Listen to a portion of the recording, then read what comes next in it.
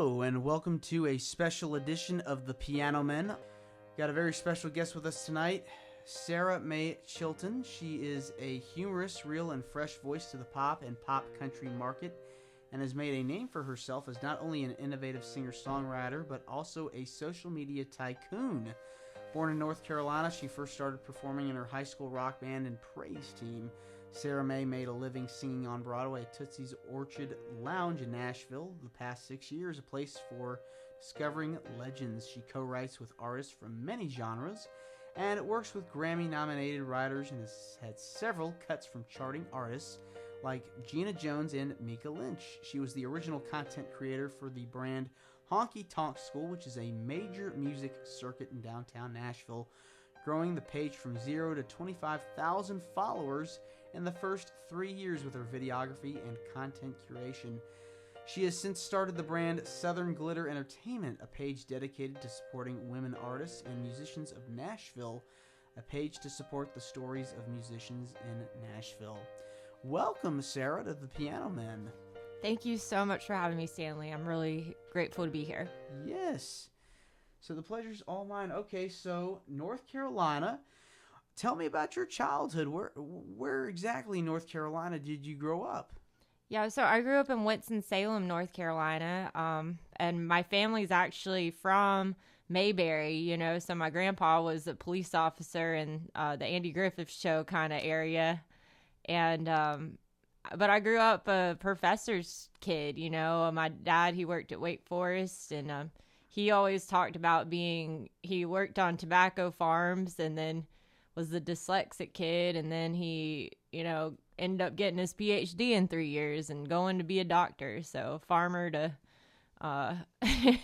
to doctor, That is very fascinating. I've actually been to Winston-Salem recently, as a matter of fact. It's a very nice town, very pretty, cool things to do over there. I believe Krispy Kreme, that's kind of where they Krispy Kreme, Texas Pete, which is funny because Texas says Texas in it. Hanes brands there. Yeah. So I'm really lucky. It was a great place to grow up. I only have good things to say about North Carolina. Really, I love it. Was music? I'm guessing it's always been like the constant in your life. Do you remember like the first exposure you got to listening to music?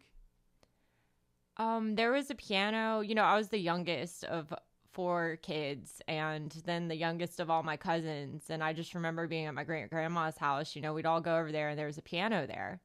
And something about it I just loved it. And I could, how when you can hear music, I could just sort of play and I would hear the melodies. And my mom put me in piano in the 3rd grade, and she was trying to get all of us to be musical. Because, no one was really musical, but her grandparents were, it skipped a generation, but there were musical people, in my family.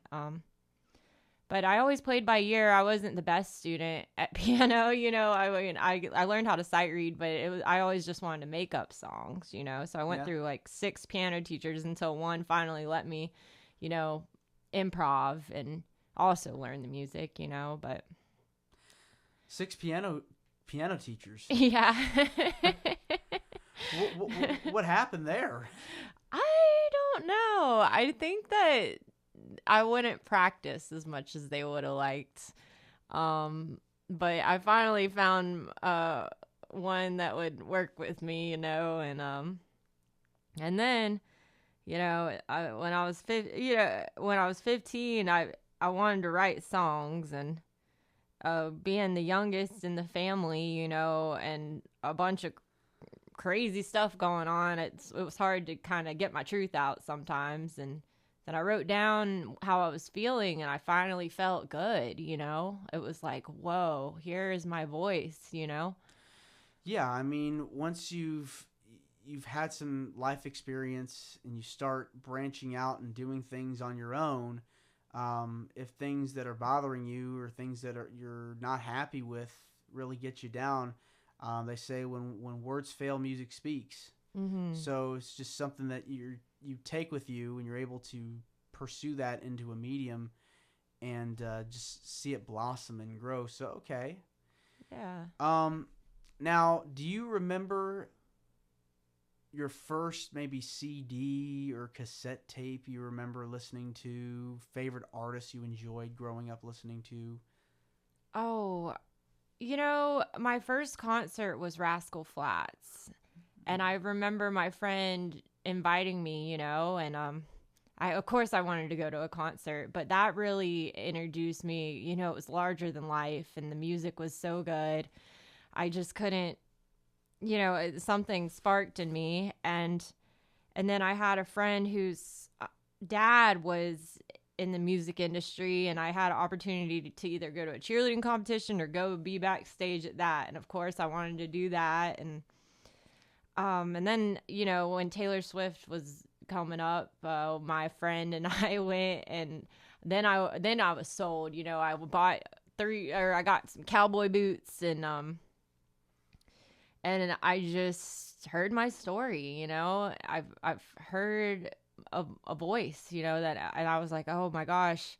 And then I wanted to go to Nashville, and Nashville was in my brain ever since. It really was. Yeah, I mean, Nashville is just full of great artists, great musicians, very tight-knit, close community, willing to cheer each other on. Was country your favorite genre? Well, I first started wanting to be a Christian music singer, which is funny because now I'm leading worship in a church all this time later. But I loved that music, and, growing up in the church, it was really a nice, safe place for me, and so I was really inspired by the Barlow Girls and Casting Crowns and all that music, and my first songs were Christian songs, actually, which I've branched out to country. I fell in love with country when I was playing on Broadway. I wanted to be here as a pop singer, and then I learned Hank Williams, and I learned about Patsy Cline, Kitty Wells, and they were writing the truth, and I really dug that. I liked that they were telling the truth in their songs, and something about that really resonated with me. Yeah, it's that honesty, that openness that I don't it's important because you want to show your audience that this is real. Yeah, what you see is what you get. Yeah, I just think it's so healing, because in the world, there's so much baloney, and I think people just need to hear the truth, I mean, granted, you got to write it the right way so it's not off-putting to people, but, it really, I think, is what people need to hear a lot of the time. Yeah, so starting out, you're learning music, you're going through all the 6 piano teachers. Talk to me about your first did you start learning jazz or classical? Were you more just straight into Christian music, just learning how to play at the church? Talk to me about some of the first pieces you started learning. Yeah, well, I learned, Fleur Elise and all those on the piano. I finally got to where I could read the music and play those. Guitar was more self-taught. I learned a little bit from my youth minister, Jim, because he showed me how to read the chord tabs, and they had guitar classes every Tuesday or something. But I never joined that. But I would just sit there, and it hurt my fingers, but I wanted to play the guitar, so I would sing to those Christian songs, and I had some other covers too. I mean, I like Jack Johnson, I like Norah Jones, that jazz, or what is it? I'm like trying that coffee table kind of. Yes, like Sarah Bareilles, Sarah Bareilles. Ben Folds. Mm-hmm. I love Ben Folds, and he's from my hometown. Yeah, that's right. And he is in Nashville, and he loves Nashville, and I'd love to meet Ben Folds. I mean, he was a huge influence for me growing up. His music, it's so good. What was it about Ben Folds that really resonated with you as an artist? His melodies, he just had such beautiful melodies, and he always sang the truth too, but he had a kind of cheeky, humorous way of presenting it, which I always enjoyed. I liked how he approached his songwriting. It was kind of joking, you know. He had kind of, it was fun, you know. So I love Ben Folds. I saw him at the Symphony a while back, and that was really amazing, you know. Symphony Center, can't get any better than that. I mean, it's just great place to hear music. Really is. Really is. So now you start learning piano, start training to really, you know, get good with it. Any pieces of advice from your teachers starting out? Oh, I gotta think about this one. I mean,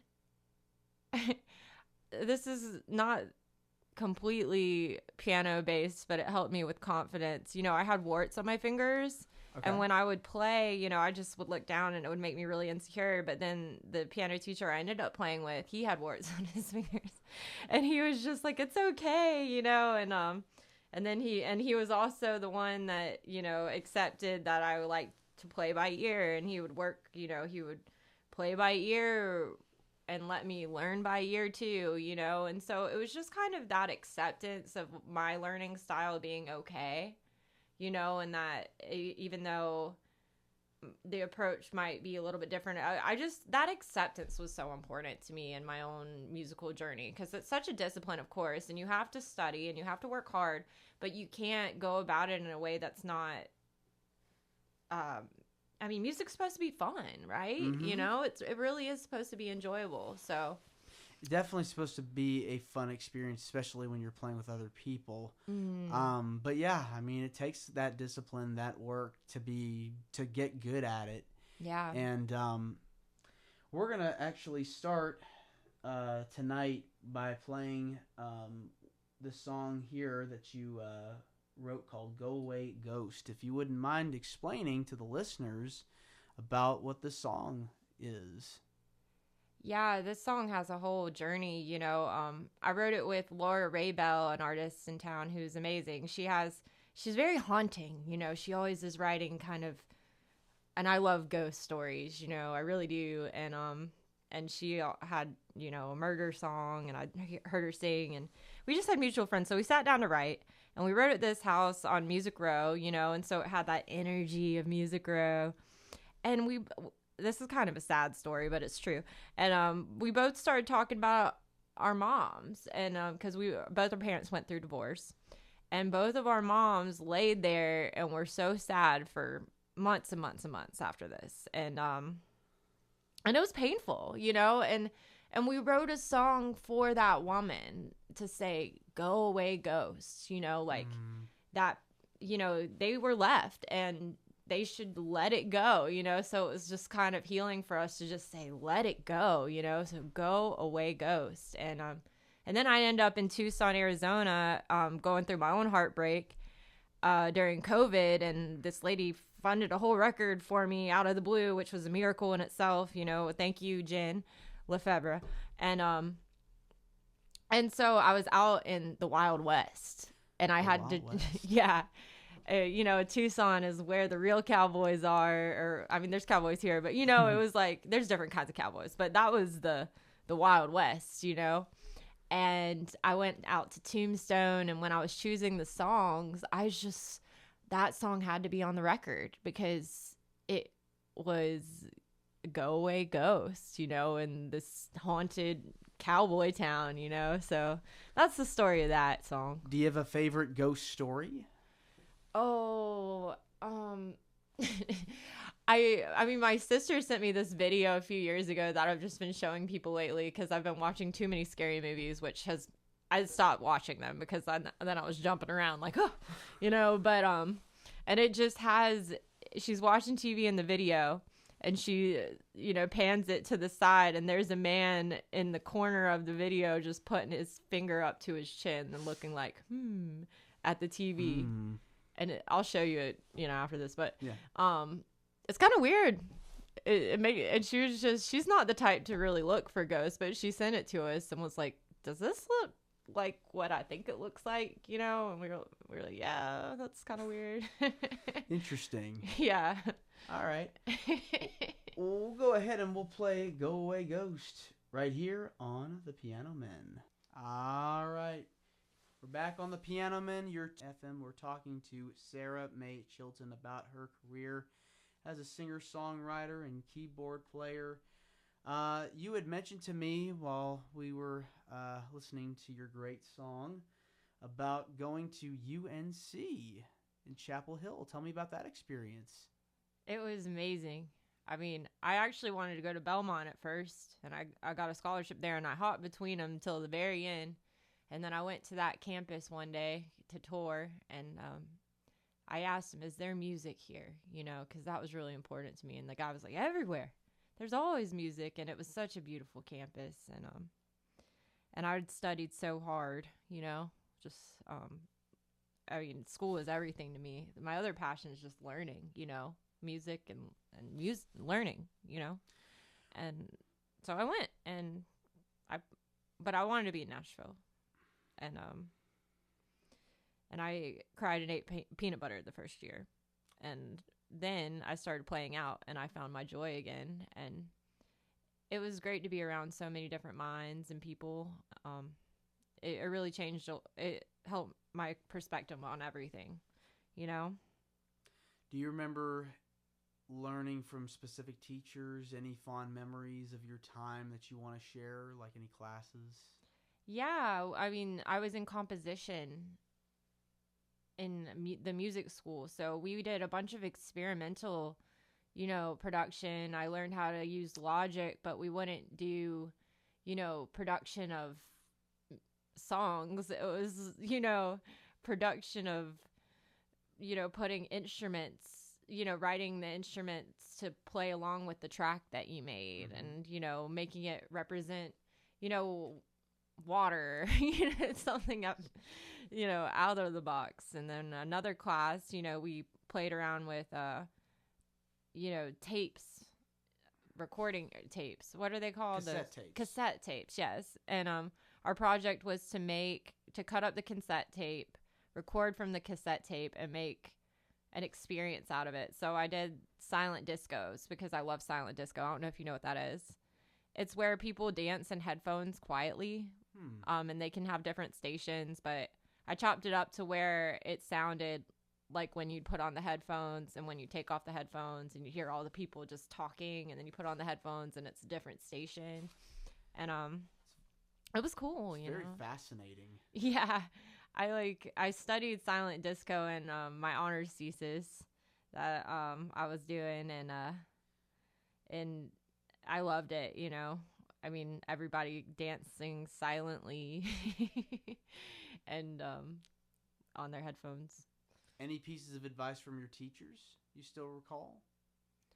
You know, I learned a lot about music theory, and that was really helpful for me. Just learning the 1, 4s, and 5s when I come to Nashville was a very useful thing. Yeah, Nashville number system, you know, that you can borrow keys from different, you can borrow notes from different keys, you know, with the third below it. That's a cool thing to know, you know. So the jazz chords, I mean, I learned how to perform. I took vocal performance too, and just how to breathe. And I think that the way I learned how to sing really protected my voice through all these years, because I wasn't pushing where it would hurt my voice, you know. That was really useful. In guitar, I studied classical guitar there, and I learned that there's a lot more to playing classical guitar or playing guitar in general than just strumming. You know, you can get down to the finger and how you bend the finger and how you pluck the string, and you could study for a whole year on how to just pluck the string with your finger. You know, it gets music is amazing. It can be so simple, but then it can be very detailed, you know. So you develop those calluses. Yeah. Any memories of your first gigs? Yeah, I mean, going back to me wanting to be in Nashville, but being at Chapel Hill, I remember I saw that there was an open mic, and I was finally like, okay, I'm gonna go and I'm gonna play music. And I took my keyboard and I walked over 1.5 miles to this venue. Like, I was determined, and I went. And I just remember, looking up at the sky and kind of just saying, is this my journey? And the wind blew, and it was just one of those times when I knew that I was meant to do music. You know what I mean? It was just something in the air and I went and I played my songs, and people cheered, and they, it was what I was meant to do, Like you said earlier, it's that confidence that you had developed at such a young age, and you took it seriously. You knew this was your passion, and you succeeded. Yeah, I mean, I've definitely, the journey from there to Nashville has been beyond my wildest dreams, and it's not been what I expected, but it's also been just so much better, in a lot of ways. Going down to Broadway, and I remember even being 15 and walking into Tootsies and just thinking, oh man, I could see myself as a singer there, and then lo and behold, I was a singer there, and lo and behold, I helped with the open mic and was their booking person, and now I'm going on to my own artistry and owning my own company, and doing, it's just, everything has happened for a reason, When you first visited Nashville, can you describe the feeling of checking out Music City for the first time?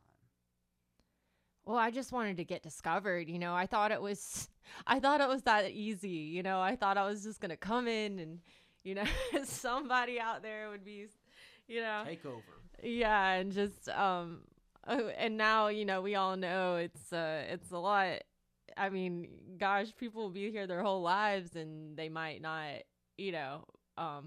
who knows, but I just remember, I just wanted to grow up too. I just wanted to grow up, I wanted to go in the bars. I was too young. I couldn't go in there, I was like, let's go here. And my poor mom, she just like, well, my daughter wants to go in the music bars. And, but yeah, I've always just been so ready, and, I think that's why I've had to wait a long time for a lot of things. 'Cause it's like developing patience is a big part of life, Mm-hmm.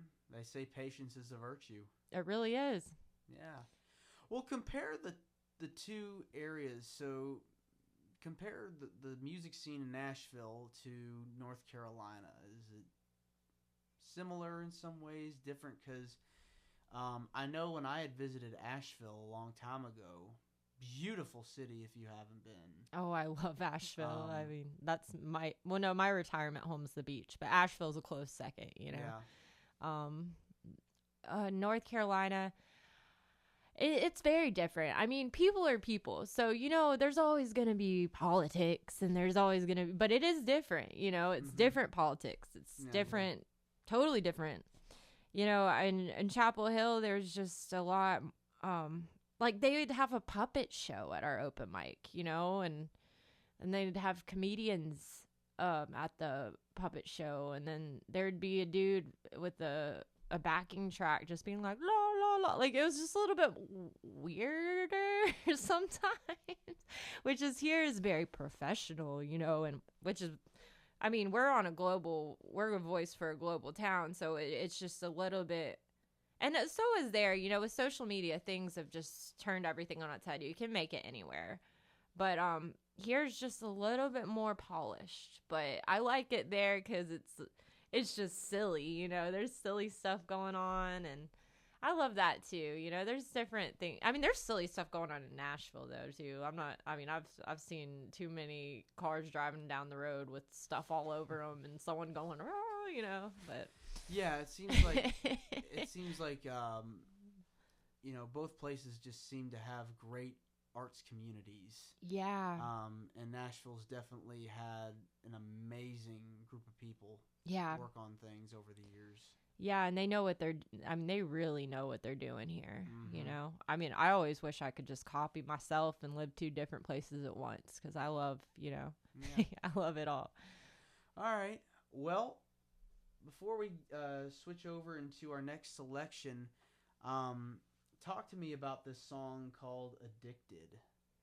Oh yeah. So this song was written in an hour, and it was one of those songs that we got in the writing room, and it was magic. You know, we had one woman from Greece who had just flown in, another woman who was from Canada, and then Jan, who is a hit writer who's been in Nashville but also lived in LA for a long time, and me. And these four women, and we sit down, and I don't know how the title Addicted came to be. I mean, it was probably me, because at the time, you know, I was having a rough patch and I was in a bad relationship, and it was just like, oh my gosh, but I didn't want to hate myself for it, you know? So this song was just kind of a release of like, oh, well, it happens to everybody sometime. It doesn't mean it's right, and it doesn't mean it needs to happen ever again. But this song was just kind of about, you know, acceptance, you know? I mean, being young, and, you know, that one toxic relationship that, you know, you never want to relive, but it definitely was a rush to go through, you know? Yeah. Well, we'll go ahead and play it right now. This is Addicted on the Piano Men. All right. We're back on the Piano Men, talking with singer-songwriter Sarah Mae Chilton about her career in the music business. Oh, man. Sarah, let's talk about your journey to Nashville. You've been talking about it. Your first time in Music City. At what point did you decide to relocate?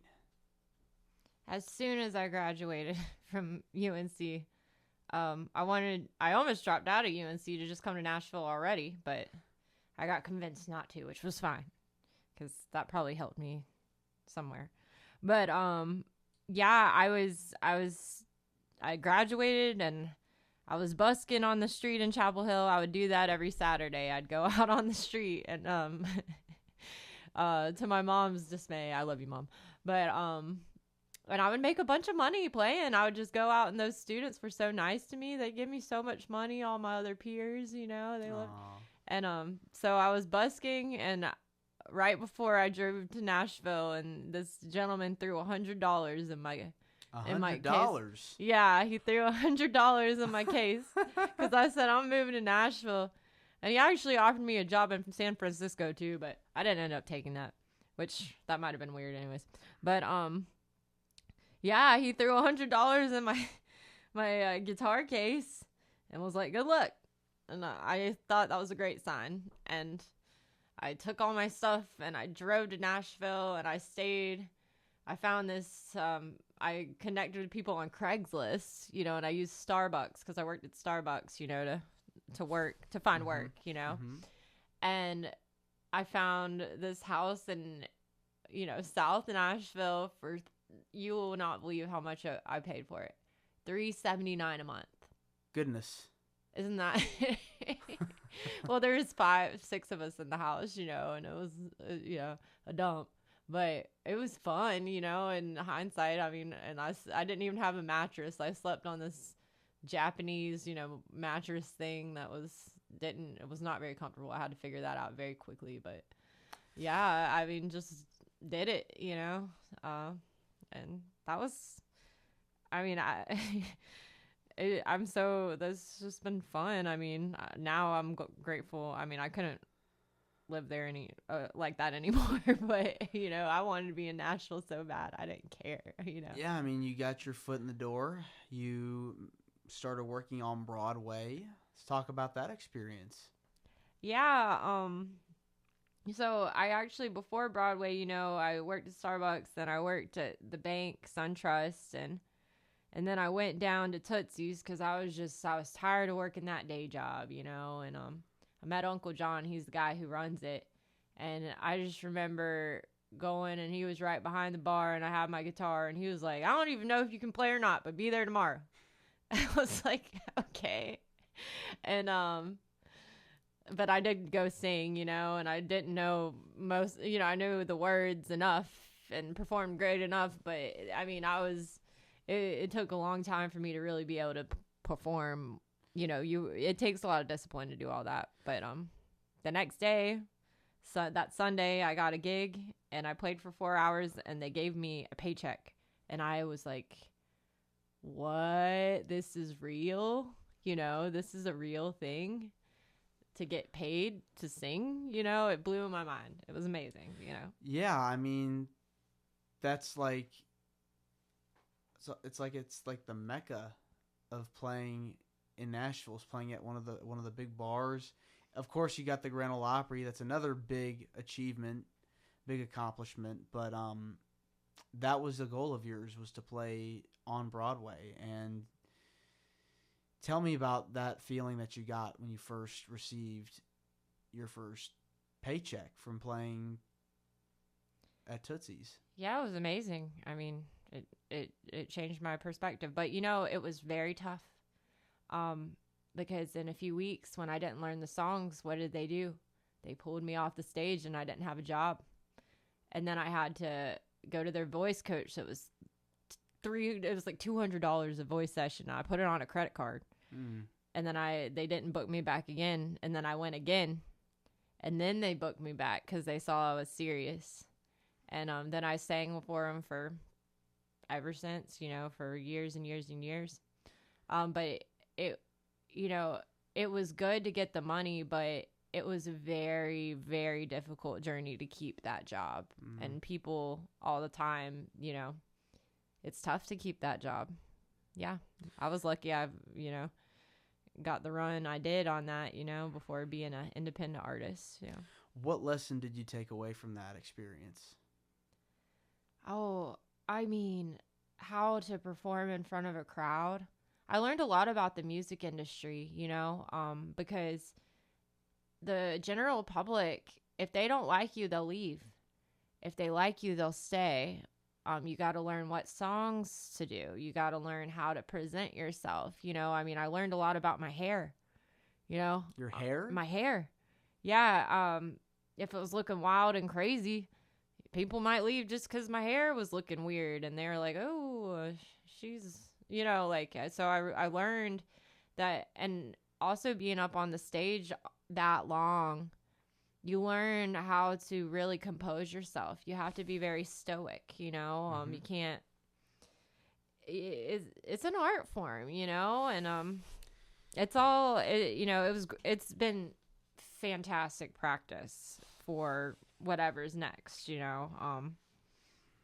it's crazy, how much that, but it's hard, I was happy to make money for a living, but I also, being beholden to the crowd for that long, for that much time, if you didn't have your head on, if I had to, you have to be so positive, even when negativity is coming at you, Yeah, I mean, I'd imagine it's stressful when you're playing to a lot of people like that. And like you said, you had to really discipline yourself and make sure that you were able to fulfill that role, because very few opportunities come around like that. Yeah. And you got to be ready for it. Yeah. And the talent level is just, especially with so many people moving to town.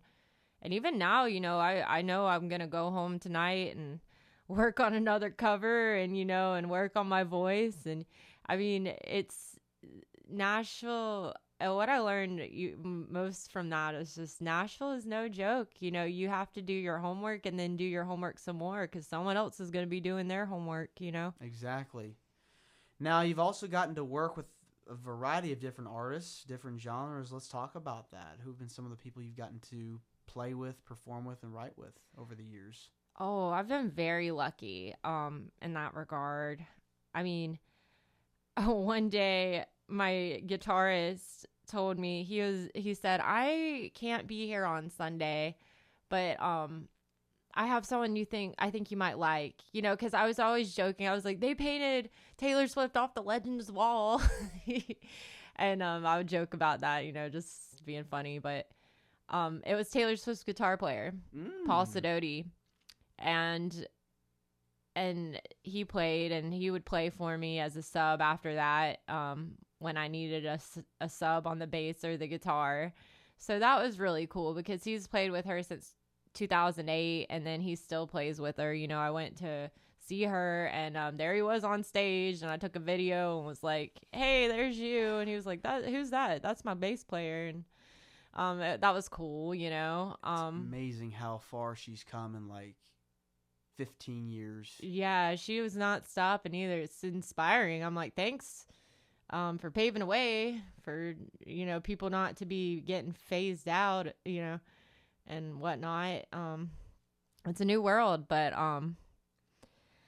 and then Tanya Tucker's fiddle player, Jake Clayton, and he played with me for a whole year every Sunday, and that was a joy, and he was a mentor to me in a lot of ways, with music, helping with stage, and also, and he's her band manager. And one day she was playing at some event downtown, and he said, "Come out to the event and we can go back and hang out, in the bus area." And I just remember seeing her on stage and playing. And he's like, "Come on." And I hop over the fence and I get to go up on that big stage. And then we go back there. And but then we went to go see her, and they were like, "No, you can't do that right now." And Jake's like, "Why?" And then we go, and she's getting like a foot massage, and we have to run out. And a foot massage. Yeah, and I felt really bad because, like, that's kind of not the moment to be like going to see her.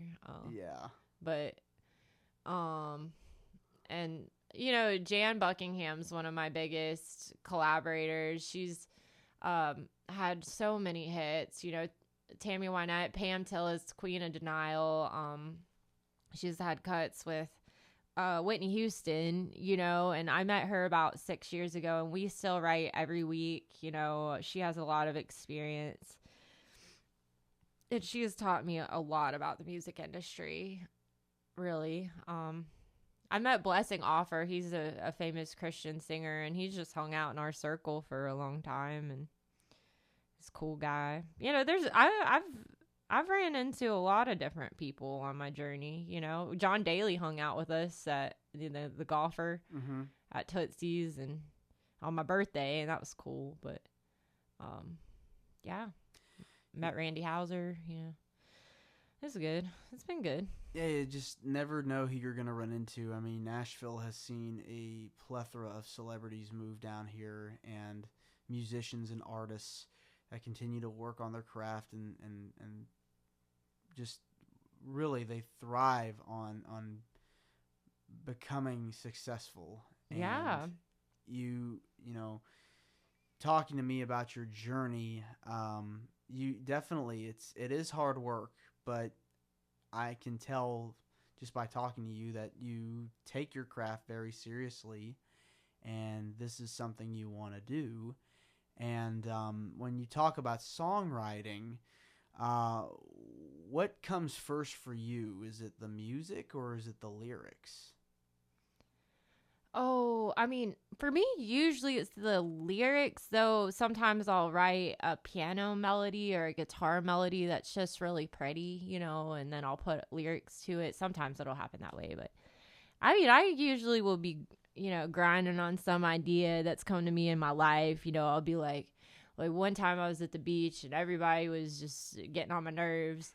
And I had some green sunglasses, and I was just, because I'd been playing and busy, and I just wanted to relax. I come to the beach and my whole family is there, and I just was excited to see them, and everybody was just getting on my nerves because they were just doing drama. And I was like, I'm going to put my green shades on. And I was like, ooh, I was like, that's a good title. And then I'd be like, and then I think about it for a few months, and I'm like, I know I got to write that, and I'll write down a couple lyrics, and then I might and that one I got into a writer's room with Don Goodman, who wrote Old Red. Okay. And we wrote a killer song, which I'm going to, I can't say too much. I already have said too much, but yeah, I mean, other people write differently, but I always have something to say, I always have something I want to say about the world or say about the relationship or say, for me and sometimes it can just be silly, but Usually if I'm writing, I have something behind what I'm trying to write, you know? It's always the little things that kind of give you that inspiration. Mm-hmm. Absolutely.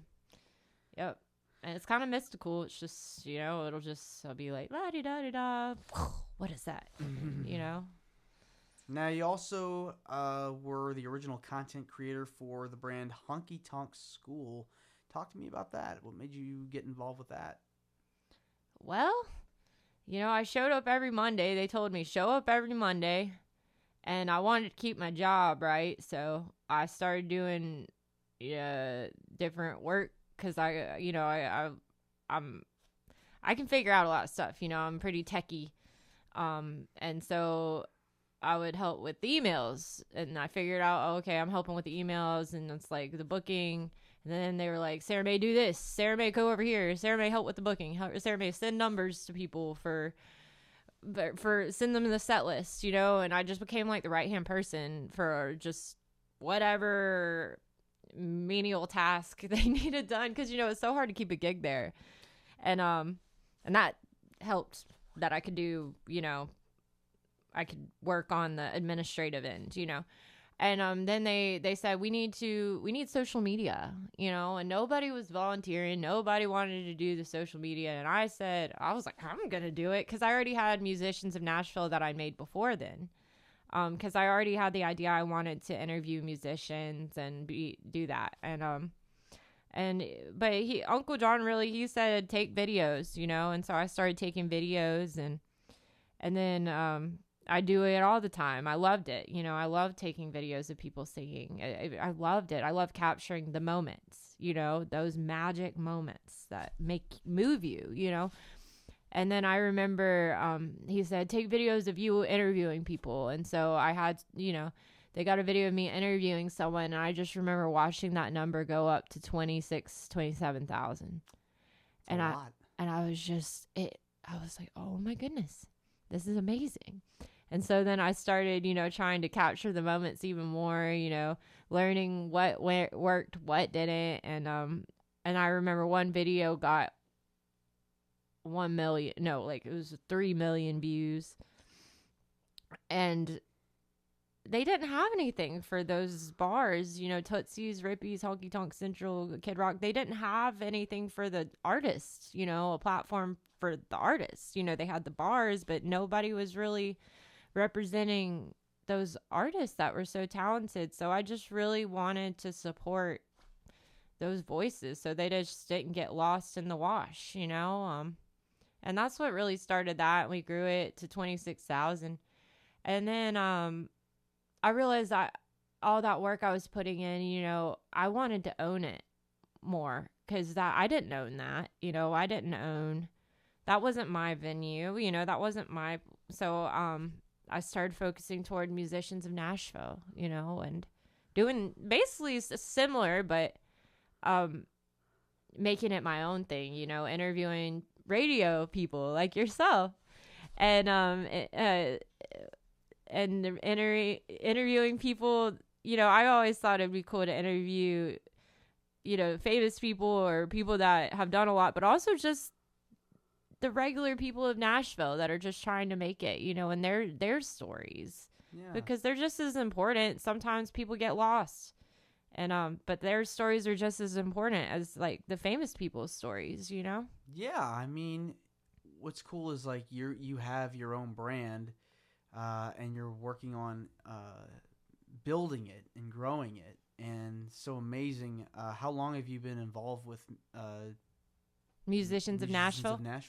Yeah, Musicians of Nashville, I started right when I got here. It's so funny how things work out. You know, I just already wanted to interview people, you know. So as soon as I got here, I made Musicians of Nashville account, which is why I still have, you know, because there's already Musicians of Nash now. But I was really lucky I hopped on that when I did, because I'm sure it would be taken by now if I hadn't made it back then.